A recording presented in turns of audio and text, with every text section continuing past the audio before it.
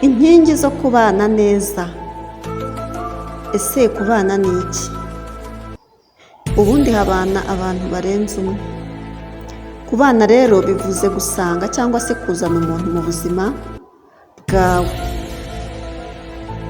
Iyo mvuze kuzana umuntu mu buzima bwawe ni ikintu cyumvikana cyane. Bishatse kuvuga ko uwo muntu aje mu buzima bwawe ari ngirankugire. Mbese ni icyuzuzo cyawe. Aho utari arahari kandi amenya icyo gukora muri icyo cyuho. Ikibabaje rero ni uko hari ababana umwe adashyize ubuzima bwe mu bw'undi, ariho uzasanga badakomezanya. Igihe rero ibi bidakunze, ukajya mu buzima bw'umuntu ugasanga siko bimeze, koresha izi nkingi 10 bizatuma mubana neza.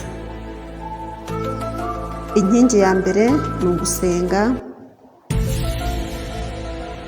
Inkingi ya kabiri ni ukwihangana. Inkingi ya gatatu ni ukubabarira.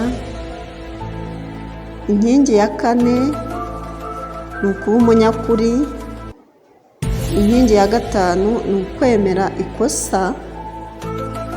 Inkingi ya gatandatu ni uguhuza urugwiro. Inkingi ya karindwi ni ugusaba imbabazi.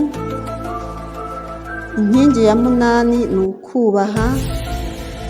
Inkingi ya 9 ni ukuganira. Inkingi ya 10 ariyo ya nyuma ni uguca bugufi.